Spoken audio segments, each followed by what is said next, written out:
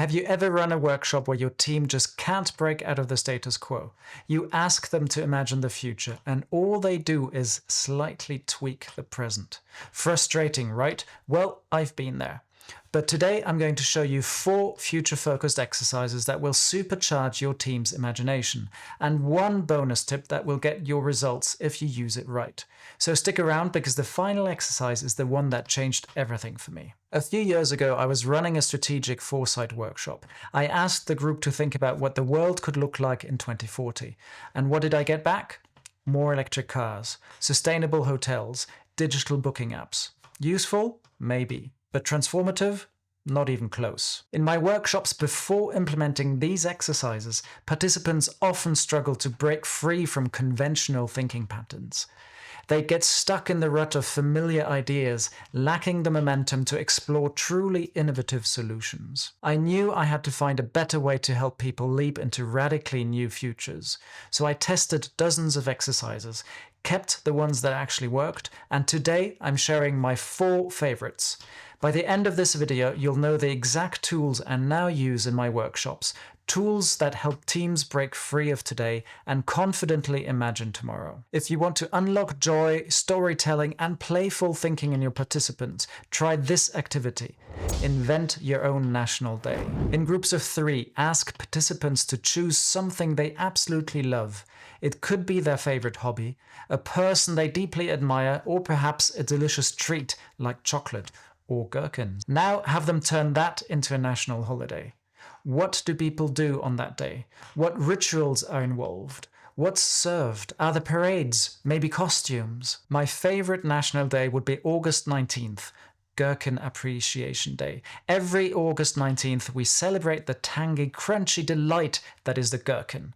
On this special day, people from all walks of life come together to honor and indulge in the unique flavor of these deliciously pickled cucumbers. There are gherkin tasting events where participants sample various types of gherkins, and gherkin cooking workshops where gherkin aficionados teach others how to incorporate gherkins into their favorite dishes. And yes, gherkin-flavored cake is optional, but really encouraged. One of the favorite rituals of the Gherkin Appreciation Day is the ceremonial blessing of the gherkins to ensure a bountiful harvest and delicious pickles for the next year. National Gherkin Appreciation Day is a celebration of all things gherkin, bringing people together to savor the simple joy of this beloved pickle. So mark your calendars and join us in honoring the humble gherkin on August 19th each year. This exercise flips seriousness on its head, and suddenly participants aren't just imagining, they're world building. In 3rd place is an exercise called Futuring Your Day. The challenge for this exercise is for the participants to take their ordinary, everyday routine and to fast forward it 20 years ahead. Now, one of the most creative feats we can accomplish is to shake up the status quo of mundane tasks. That's exactly what your participants are about to do with their regular day. Encourage them to think about everything they've already done today and everything they're planning to do. Then transport those activities 2 decades into the future. Remind them that a lot can change in 20 years. The first iPhone was not even on the market 20 years ago. Consider this. Maybe this morning they brushed their teeth, but in 20 years, breakfast might consist of a nutritious meal engineered to taste delightful and clean teeth simultaneously. Instead of hopping into a car to commute, you step onto a cafe bus with sleek, futuristic design elements and a warm, inviting atmosphere. But the cafe bus is more than just a place to grab a quick bite and to be transported to your workplace. It's a social hub on wheels. As you settle into your seat, you're surrounded by fellow commuters from all walks of life, engaged in lively conversations and friendly banter.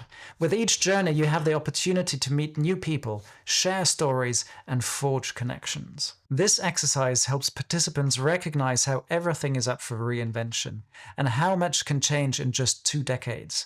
Here's a bonus tip: make it a competition. Which group can come up with the most outlandish changes? 2nd place goes to The Thing from the Future, designed by Stuart Candy and Jeff Watson. For this exercise, you will tell your participants that you are a time traveler from the future. Now I know what your participants will be thinking. Time travel might seem like something out of a science fiction novel.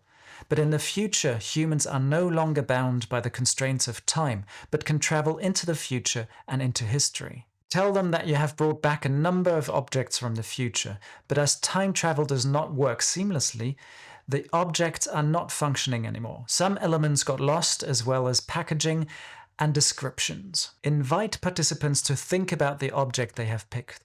They should ask, how could this object be used in the future? What is missing to make the function of the object more plausible? A logo, a label, packaging, color, further elements. They should then use the prototyping material provided to complete the object as it is being used in the future. At the same time, they should come up with a story for this object and its uses in the future. With the tangible objects and the stories your participants make up, you'll get so much richer inputs and context to inform your scenario development. Don't skip the reflection part if you do this in a strategic workshop. Otherwise, the session will be perceived as an activity without connection to the rest, a missed opportunity. Quick question: if the future of your business arrived tomorrow, would you be ready? Most people think they are, until it's too late. I used to believe I had a handle on the future too, until a client asked me one question that completely floored me. What are we actually doing to stay future ready, beyond just reacting? That was the wake-up call. Because here's the truth: you can run amazing workshops, collect trend reports, even build scenarios, but if your team isn't ready to act on those insights, what happened? Nothing. Or you're just spinning your wheel. That's why I created the Future Readiness Scorecard, a quick, free tool that helps you figure out how prepared your strategy is, whether your team mindset supports change, and what blind spots might be holding you back. It takes less than 3 minutes, but the clarity it gives you is game-changing. I'll drop the link in the description below. Now, let's talk about how to make every future exercise more powerful. Teach your team the yes and rule. It's a classic improv technique. Instead of shutting down wild ideas, you build on them. Here's how it works.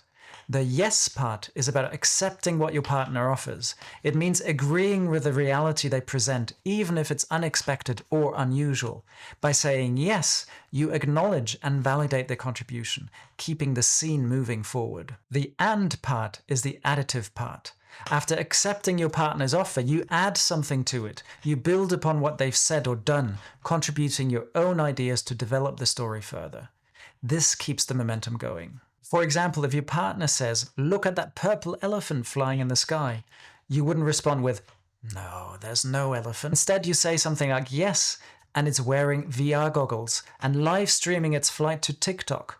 This response both acknowledges the existence of the elephant and adds new elements to the scene, giving your partner more material to work with. Now the countdown has reached the final and my favorite exercise. First place goes to what if there was as little gravity on Earth as there is on the moon. Challenge your participants to envision a world where the laws of physics are turned upside down. Consider the possibilities. How would daily life change?